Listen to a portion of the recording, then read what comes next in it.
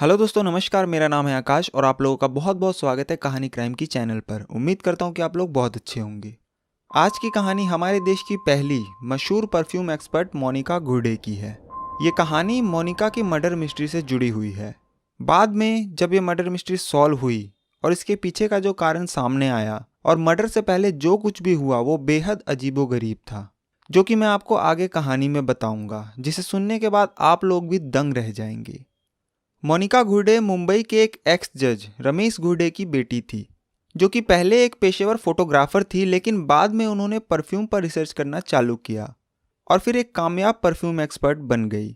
लोग बाग मोनिका को महक की मल्लिका भी कहते थे। ये कहानी 2016 की है। जून 2016 में उन्होंने गोवा की राजधानी पणजी के पास सानगोल्डा में सपना राज वैली नाम की सोसाइटी में एक 3 बेडरूम का फ्लैट किराए पर लिया। हालांकि मोनिका की शादी हो चुकी थी, मगर कुछ आपसी विवादों के चलते वो 1 साल से अकेली ही रह रही थी और वहीं रहकर वो अपना परफ्यूम का बिजनेस चला रही थी। अपने इस प्रोफेशन की वजह से वो सोसाइटी में काफ़ी मशहूर थी और बड़े बड़े लोगों के साथ उठना बैठना होता था। 6 अक्टूबर 2016 को सुबह 9 से 10 बजे के बीच हमेशा की तरह उनकी एक मेड आती है और मोनिका के अपार्टमेंट की डोरबेल बजाती है, मगर अंदर से कुछ रिस्पॉन्स नहीं आता। उसके बाद वो मेड फिर घंटी बजाती है, मगर अब भी कोई रिस्पॉन्स नहीं मिलता। फिर वो कई बार बेल बजाती है, आवाज़ भी लगाती है और दरवाज़ा भी पीटती है, पर अब भी दरवाज़ा नहीं खुलता। अब वो थोड़ा घबरा जाती है और मुंबई में रह रहे उसके भाई आनंद गुर्डे को कॉल करती है और सारी सिचुएशन बताती है। फिर मोनिका का भाई आनंद कई बार मोनिका के मोबाइल पर कॉल करता है, मगर उधर से कोई फ़ोन नहीं उठाता। उसके बाद आनंद गुर्डे मोनिका की एक पड़ोसन को कॉल करता है, जो कि वहीं बगल के अपार्टमेंट में रहती थी और उसके पास मोनिका के फ्लैट की एक डुप्लीकेट चाबी थी। आनंद के कॉल करने के थोड़ी देर बाद ही वो महिला डुप्लीकेट चाबी के साथ वहां पहुंच जाती है। फिर वो उस डुप्लीकेट चाबी से दरवाजा खोलकर जैसे ही अंदर घुसती है, उसकी चीख निकल जाती है। वो देखती है कि मोनिका बेड पर सीधी लेटी हुई है। उसके दोनों हाथ पीछे बेड से बंधे हुए हैं और कमर से निचले भाग पर कोई भी कपड़ा नहीं है। वो फौरन पुलिस को कॉल करती है। थोड़ी देर बाद गोवा पुलिस सपना राजवैली के उनके अपार्टमेंट में पहुंच जाती है और जब नब्ज टटोली जाती है तो पता चलता है कि मोनिका की मौत हो चुकी है। फिर लाश को पोस्टमार्टम के लिए भेज दिया जाता है और कमरे की तलाशी ली जाती है। हैरत की बात यह थी कि उस पूरे अपार्टमेंट में कहीं से भी फोर्सफुली एंट्री के सबूत नहीं मिलते। कमरे में अंडे के छिलके भी पड़े हुए थे, जिससे पता चलता है कि अंडे भी खाए गए थे। उसके बाद मोनिका के पर्स को चेक किया जाता है कि इसमें कुछ सबूत मिल जाए, मगर पर्स में कुछ डेबिट कार्ड के बिल्स के अलावा और कुछ नहीं मिलता। अब पुलिस सोचती है कि चलो सीसीटीवी को खंगाला जाए ताकि कुछ मिले। तो पता चलता है कि उस सोसाइटी में कोई सीसीटीवी कैमरा ही नहीं है और यहाँ भी नाकामी ही हाथ लगती है। फिर पुलिस सपना राज वैली के लोगों से पूछताछ करती है कि किसी ने कोई संदिग्ध मोनिका के फ्लैट में आते या जाते देखा हो, पर यहाँ भी पुलिस को किसी से कोई जानकारी नहीं मिलती। उसके बाद पुलिस चोरी के एंगल से भी जांच करती है, मगर मोनिका के फ्लैट से ऐसी कोई भी चीज गायब नहीं थी जिससे कि यह साबित हो सके कि यह मर्डर चोरी के मकसद से किया गया हो। अब पुलिस सोचती है कि क्योंकि इस फ्लैट में जबरदस्ती कोई अंदर नहीं आया, तो जरूर जो भी अंदर आया और मर्डर किया वो मोनिका का जानकार था। और सबसे पहला शक जाता है मोनिका के पति भरत राम मरुथम पर, जो कि खुद तमिलनाडु के एक मशहूर फोटोग्राफर थे। पुलिस उनसे पूछताछ करती है, मगर पूछताछ में ऐसा कुछ सामने नहीं आता जिससे कि उन पर शक किया जाए। इधर जैसे ही मोनिका के मर्डर की खबर बाहर आती है, पूरे गोवा में हड़कंप मच जाता है, क्योंकि मोनिका एक जाना माना चेहरा थी और बड़े बड़े लोग उसे जानते थे। तो जो भी इस खबर को सुनता वो दंग रह जाता। पुलिस ने भी अपनी जांच में कोई ढील नहीं बरती, क्योंकि ये एक हाई प्रोफाइल केस बन चुका था और पूरे देश की मीडिया बस इसी केस को कवर कर रही थी और पब्लिक ये जानना चाहती थी कि आखिर वो मिस्ट्री किलर कौन है।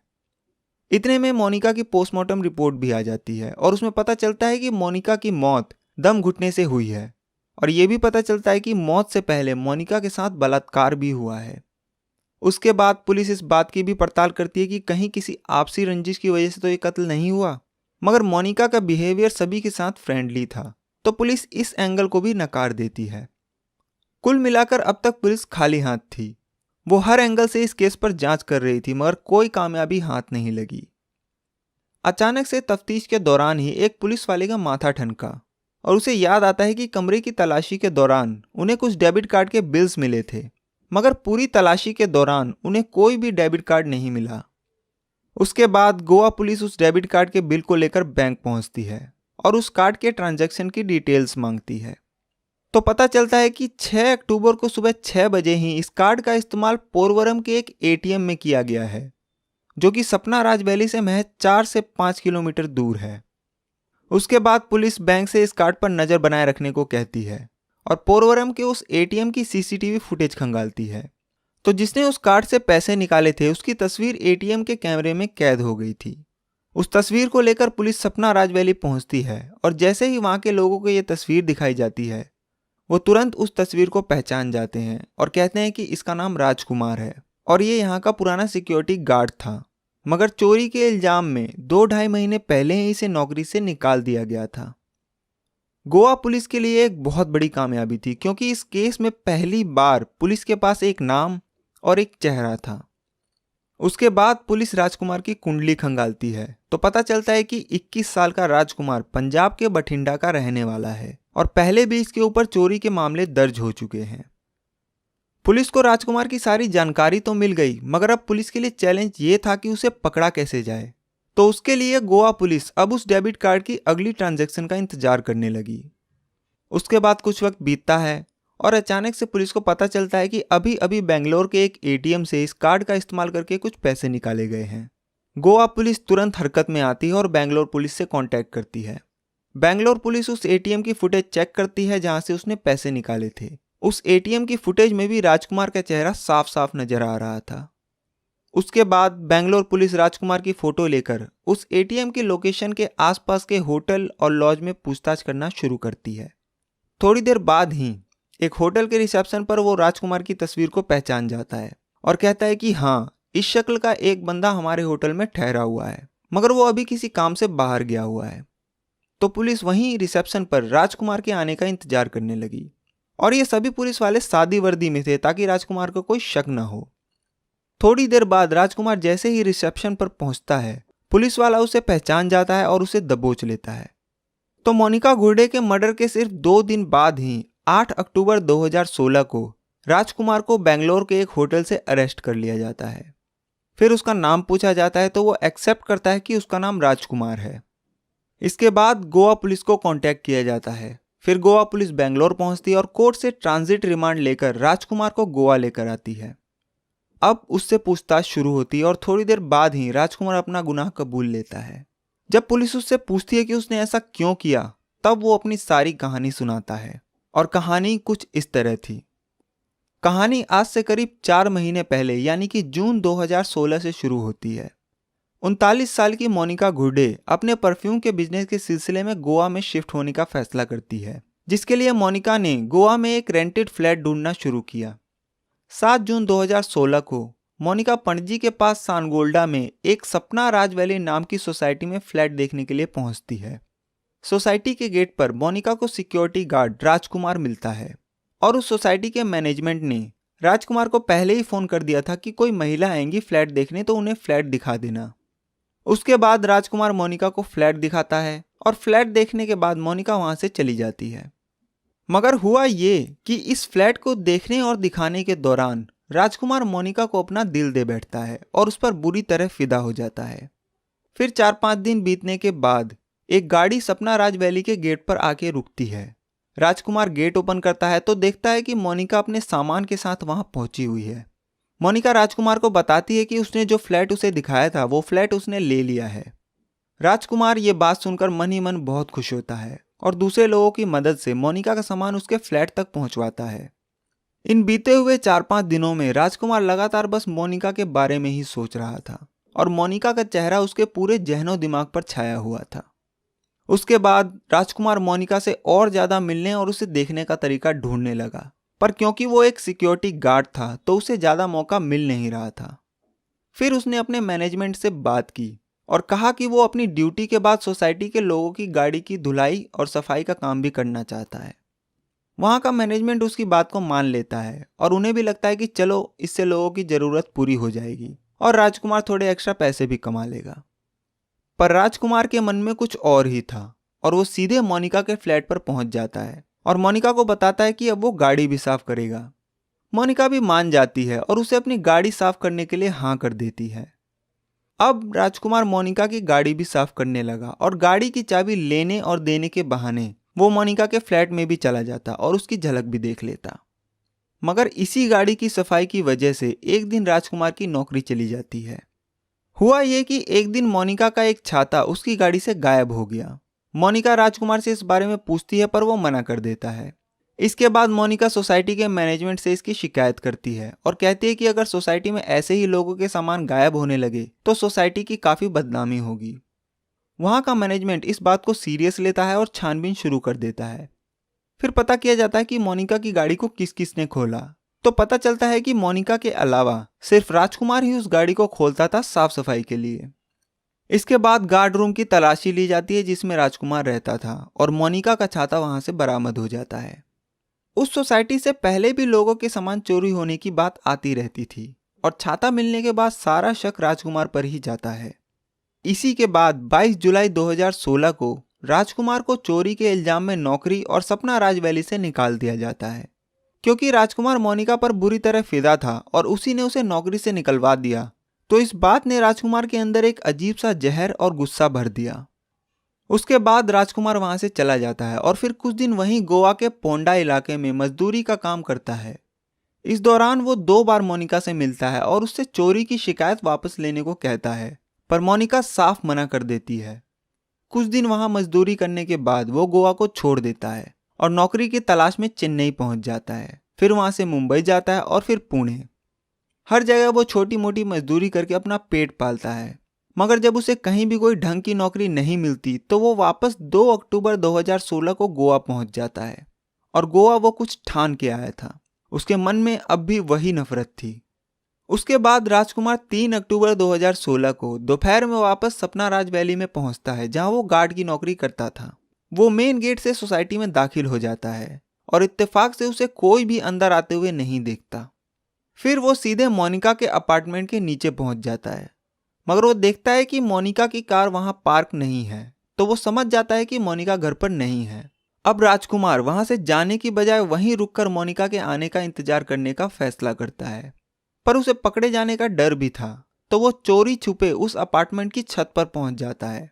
और क्योंकि वो पहले वहां काम कर चुका था तो उसे सारे रास्ते पता थे और छत पर जनरली कोई आता जाता नहीं था और वो अक्सर खाली ही रहता था।